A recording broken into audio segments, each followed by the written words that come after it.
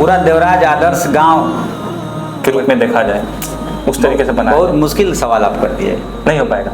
और उस समय हमारे हम लोग तीनों दोस्त थे, हम लोग के आंख से आंसू तक निकल गया था कि ये भी हो सकता है। इस कमेटी के पीछे आपका मतलब अगर मेन उद्देश्य मतलब पूछूं, जैसे आप सेवा कर रहे हैं, इसका क्या है? अभी हम लोग सबसे पहले मेडिकल लाइन में बहुत ज़्यादा फोकस किए हैं। ये 9 या 10 तारीख को हर महीना, हाँ, हर महीने के 9 तारीख को हम लोग यहाँ पे कैंप लगाते हैं। यहीं पे कोई ऐसा घटना जो आप नहीं हमारी टीम के लिए एक बहुत ही बड़ी घटना था जो हम लोग पूरा नहीं कर सके। यहाँ पे एक बगल में ही हम लोग एक देवराज कोचिंग सेंटर खोले हैं, उसमें एक टीचर रहते हैं आफ्ताब सर, उनके जरिए भी लोगों को बहुत सारा सहयोग मिलता है। वो हम लोग जिसको बोलते हैं वो फ्री ऑफ कॉस्ट पढ़ाते हैं। ये सब बार बार यही रिपीट करते हैं कि काश एक देवराज में एम्बुलेंस होता तो वो जान बच सकता था। वैसे हजारों जान ऐसा पड़ा होगा, हजारों जान ऐसे मरा होगा, हजारों लोगों को जान गया होगा, लेकिन वो हमारे नज़र में था कि हमसे बोले और हम लोग ने मुहैया नहीं करा सका था। मेरा बहुत ही करीबी लोग बोले कि अब ये एक देखो, एक संस्था लेके ऊपर हुआ है, दूसरे के चप्पल उठा रहा है। वो आपसे बयान नहीं कर सकता हूँ, फोन से ऐसे आमने सामने ऐसा आता रहता है, लेकिन हम लोग उसको फिक्र नहीं करते हैं। हमारा काम हम देख रहे हैं और अल्लाह देख रहा है। बिल्कुल। आपके नज़र में समाज की सबसे बड़ी मतलब दर्द या कह सकते हैं समस्या क्या हो सकती है? आप गर्दन किसी के लिए कटा दीजिएगा ना, आप गर्दन किसी के लिए कटा दीजिए तो आपको पता है कि हम उसके लिए गर्दन कटाए हैं, लेकिन दूसरा बोलेगा इसमें भी कोई चाल है। गांव में जो मुखिया है, सरपंच है, जो मतलब जो जीते हुए हैं चुनाव के जरिए से, उनकी मैं बात कर रहा हूँ, वो सरकार के रूप में आज हमारे क्षेत्र के, वो तो सरकार और गांव के जो सामाजिक लोग हैं दोनों मिलकर काम करें तो कैसा रहेगा? तब तो सोने पर सुहागा हो जाएगा।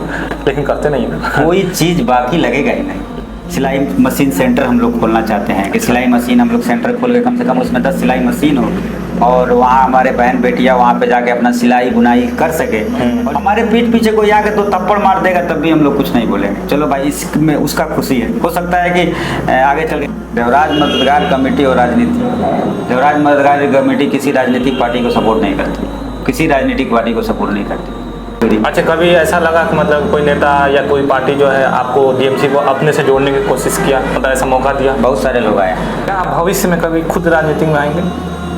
एक बहुत बड़ी क्वेश्चन है। समाज के लोग जो है इसी चीज़ को लेकर के आप इसको सोचते भी होंगे। देवराज में अगर सबसे बड़ी अगर आपको देखा जाए सुधार की ज़रूरत, क्योंकि आप नेता को मान के चलिए कि अगर आप नजरिया से आ रहे हैं इस फील्ड में तो आपको कुछ ना कुछ तो लग रहा होगा ना, समाज में सबसे ज़्यादा खास करके देवराज में क्या चीज़ की ज़रूरत है सुधार में? सबसे बड़ा जरूरत क्या आपको लगता है कि गाँव में एकता की कमी है?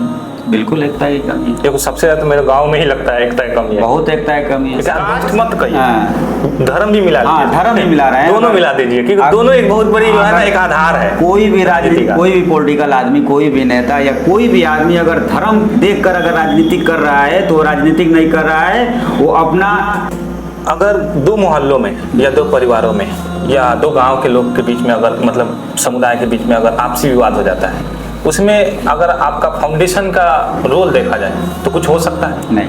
आप अपने गांव के सरकारी स्कूल में कभी गए हैं? हाँ, बहुत बार गए हैं। आप वहाँ गए, देखे हैं क्या होता है वहाँ पे? बच्चों को सरकारी स्कूल में जाना चाहिए, प्राइवेट स्कूल? सरकारी स्कूल में जाना चाहिए। तो क्यों आप ये बात कर रहे हैं कि सरकारी स्कूल में जो सरकारी स्कूल के टीचर पढ़ा रहे हैं वो अपने बच्चों को खुद सरकारी स्कूल में नहीं भेजते हैं? नहीं भेजते हैं। इसका मतलब वहाँ पे क्वालिटी नहीं है फिर? वो नहीं, यही तो कमी है ना। आज में जितने भी डॉक्टर हैं, चाहे वो किसी भी लाइन के डॉक्टर हो, वो लोग कम से कम एक दिन अपने देवराज के लिए दें, कैंप लगाकर, ताकि देवराज 10-12 ऐसे कॉल आया कि मैं फंस गया, तो मैं